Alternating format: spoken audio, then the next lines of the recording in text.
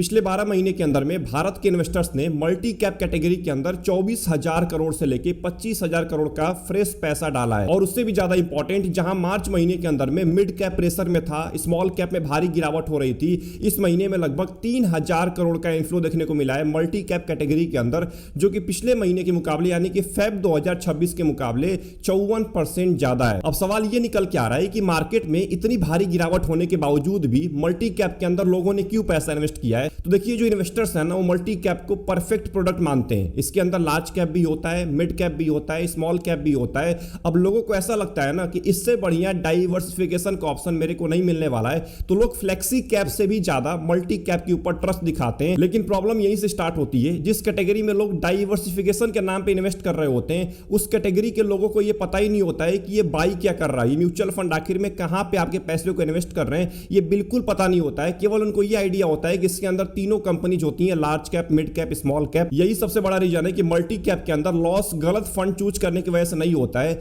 गलत एक्सपेक्टेशन की वजह से होता है। क्योंकि मल्टी कैप कैटेगरी रिटर्न से पहले आपका बिहेवियर चेक कर रहा होता है। इस पूरे वीडियो के अंदर हम मल्टी कैप कैटेगरी के 3 बड़े सच्चाई के बारे में बात करने वाले हैं, जो आपसे छुपाई जाती है, जो आपको बिल्कुल बताई नहीं जाती है। केवल आपको यह बताया जाता है कि यहां पे आपको डाइवर्सिफिकेशन मिल रहा होता है। तो अगर आप मल्टी कैप कैटेगरी के अंदर पैसा इन्वेस्ट करते हैं तो इन सच्चाई को जरूर सुनिएगा। एंड उसके बाद हम top multi cap mutual fund के बारे में भी बात करने वाले हैं, तो पूरे वीडियो को एंड तक वॉच करना है। तो पहली और कड़वी सच्चाई है कि मल्टी कैप एक फोर्स्ड एलोकेशन प्रोडक्ट है। मल्टी कैप को लोग क्या समझते हैं कि ये बहुत ज्यादा डाइवर्सिफाई है, लेकिन रियलिटी कुछ और है। रियलिटी ये है कि मल्टी कैप एक फोर्स्ड एलोकेशन प्रोडक्ट है। मैं आपको सिंपल डिफरेंस समझाता हूं। डाइवर्सिफिकेशन का मतलब होता है कि फंड मैनेजर के पास ऑप्शन होता है कि वो मार्केट साइकिल के अकॉर्डिंग पैसे को शिफ्ट कर सकता है, मतलब उसके पास पूरा फ्रीडम होता है। इसी को हम बोलते हैं रियल डाइवर्सिफिकेशन, जो कि आपको फ्लेक्सी कैप में देखने को मिलता है। लेकिन अगर हम फोर्स्ड डाइवर्सिफिकेशन की बात करें तो इसके अंदर रूल के अकॉर्डिंग फंड मैनेजर आपके कैपिटल को शिफ्ट कर रहा होता है। एक रूल बना दिया गया है, उसके अकॉर्डिंग फंड मैनेजर काम कर रहा होता है। अब सेबी के हिसाब से मल्टी कैप को मिनिमम 25% लार्ज कैप में, 25% मिड कैप में, 25% स्मॉल कैप में इन्वेस्ट करना ही होता है।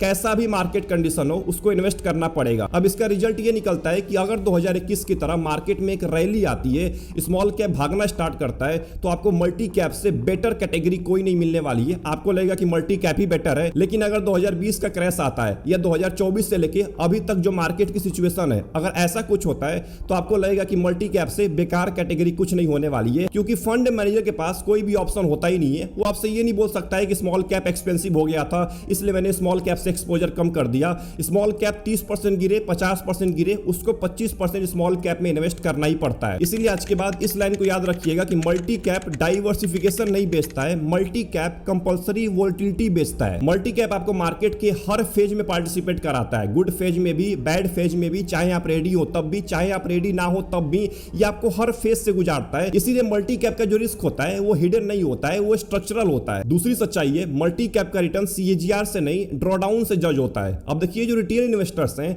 वो किसी भी फंड को चूज करने से पहले क्या कंपेयर करते हैं, 1 साल का, 2 साल का, 5 साल का रिटर्न कैसा है, सीएजीआर कैसा है, इसके बेसिस पे वो म्यूचुअल फंड चूज कर रहे होते हैं। और यहीं पे आके सबसे बड़ी गलती होती है, क्योंकि मल्टी कैप को आप सीएजीआर के बेसिस पे चूज कर ही नहीं सकते हैं। मल्टी कैप को अगर आपको चूज करना है तो एक मैट्रिक को याद रखिएगा, ड्रॉडाउन बिहेवियर। ड्रॉडाउन बिहेवियर का एक सिंपल मतलब होता है कि मार्केट टूटने पर आपका फंड कितना टूटा है। क्योंकि लॉन्ग टर्म कंपाउंडिंग का सबसे बड़ा दुश्मन लो रिटर्न नहीं होता है, सबसे बड़ा दुश्मन होता है deep drawdown plus investor panic exit. Example के लिए 2 म्यूचुअल फंड है, दोनों ने 15% का सीएजीआर दिया है लंबे टाइम के अंदर में, लेकिन जो फंड ए है ना वो 18% नीचे गिरा, लेकिन जो फंड बी है वो 34% नीचे गिर गया जब मार्केट क्रैश हुआ। एक्सेल सीट के ऊपर अगर आप चेक करेंगे तो दोनों म्यूचुअल फंड लगभग सेम लग रहे होंगे, लेकिन इन्वेस्टर इन दोनों म्यूचुअल फंड में से एक ही के अंदर पैसा इन्वेस्ट करेगा जो केवल 18% नीचे गिरा था। 34% जो नीचे गिरा है उसके अंदर बहुत कम लोग पैसा इन्वेस्ट करते हैं। इसीलिए जो सीरियस इन्वेस्टर्स होते हैं, जो मल्टी कैप के अंदर पैसा इन्वेस्ट करते हैं,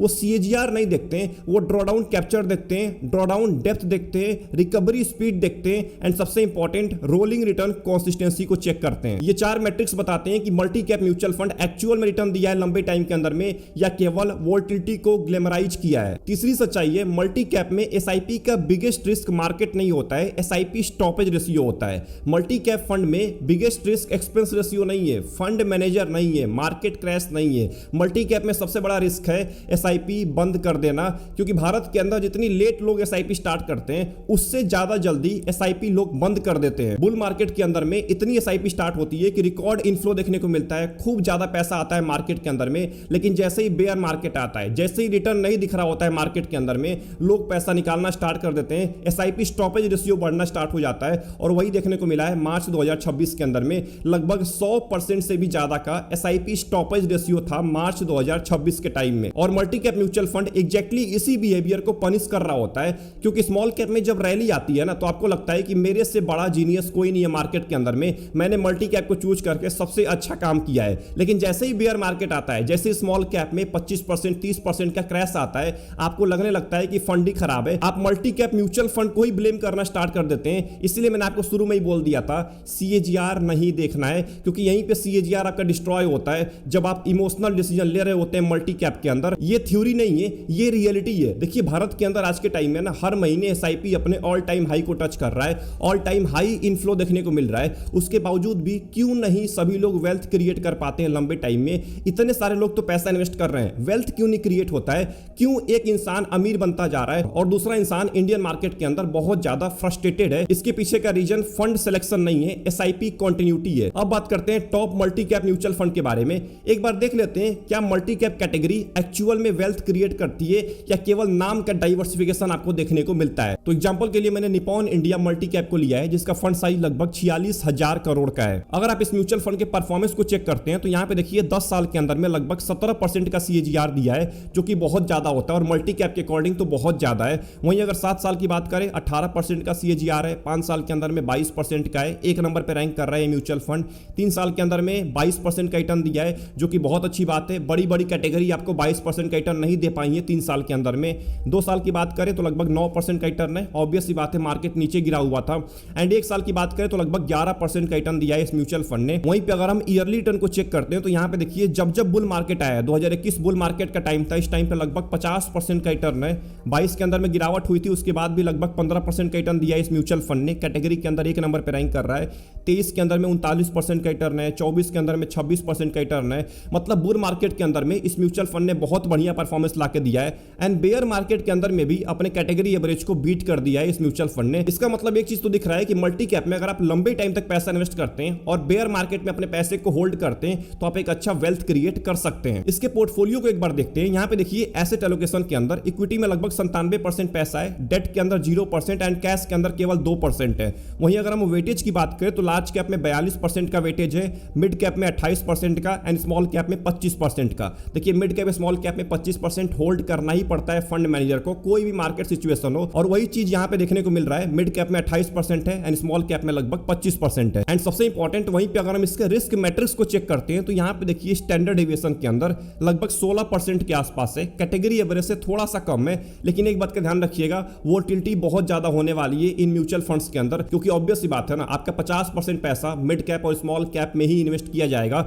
इसीलिए वोलेटिलिटी बहुत ज्यादा होती है। शार्प रेशियो बहुत बढ़िया है इस म्यूचुअल फंड का, इसका मतलब रिस्क एडजस्टेड रिटर्न बढ़िया मिलता आ रहा है। एंड अगर बीटा की बात करें तो बीटा भी कैटेगरी एवरेज से कम है, मतलब कैटेगरी एवरेज से आपको कम गिरावट देखने को मिल सकता है। लेकिन ध्यान रखना है, इसके रिस्क मैट्रिक्स को देखने के बाद तो ऐसा ही लग रहा है कि इस म्यूचुअल फंड का परफॉर्मेंस बहुत ज्यादा बेटर है लंबे टाइम से। तो अगर आप मल्टी कैप म्यूचुअल फंड के अंदर एसआईपी शुरू करने के बारे में सोच रहे हैं तो इन 3 चीजों को जरूर ध्यान दीजिएगा, इसको कहीं पे नोट डाउन कर लीजिए। ये डाइवर्सिफाइड दिखने वाला फोर्स्ड एलोकेशन प्रोडक्ट है। दूसरा जो कि सबसे इंपॉर्टेंट है, मल्टी कैप म्यूचुअल फंड को सीएजीआर से नहीं ड्रॉडाउन से जज करना है। एंड तीसरा सबसे इंपॉर्टेंट पॉइंट है, इस म्यूचुअल फंड का बिगेस्ट रिस्क मार्केट क्रैश नहीं होता है, एसआईपी बंद कर देना होता है। देखिए multi cap mutual fund wealth create करते हैं, लेकिन केवल उनके लिए जो वोलेटिलिटी को टॉलरेट कर सकते हैं, जो ड्रॉडाउन को सर्वाइव कर सकते हैं। एंड तीसरा, जो मार्केट गिरते वक्त एसआईपी को बंद नहीं करते हैं, उनके लिए मल्टी कैप में वेल्थ क्रिएट करना बहुत ज्यादा आसान होता है। आई होप आपको इस पूरे वीडियो के अंदर मल्टी कैप के बारे में बहुत कुछ सीखने को मिला होगा। अगर कुछ भी सीखने को मिला है, वीडियो को लाइक कर दीजिएगा एंड चैनल को जरूर सब्सक्राइब कर लीजिएगा। ऐसी इंपॉर्टेंट वीडियोज आपके लिए रेगुलर बेसिस पे आने वाली हैं। कोई भी अगर डाउट चल रहा है मल्टी कैप को लेके या किसी भी कैटेगरी को लेके तो कमेंट खाली पड़ा हुआ है, टाइप करना मत भूलिएगा। एंड कमेंट में टाइप करके ये भी बताइए कि क्या आप मल्टी कैप म्यूचुअल फंड के अंदर पैसा इन्वेस्ट करते हैं और कितना % एलोकेशन आपके पूरे पोर्टफोलियो का है, ये बताना मत भूलिएगा। मिलते हैं नेक्स्ट इंपॉर्टेंट वीडियो के अंदर, अपना ध्यान रखिए, best of luck, take care.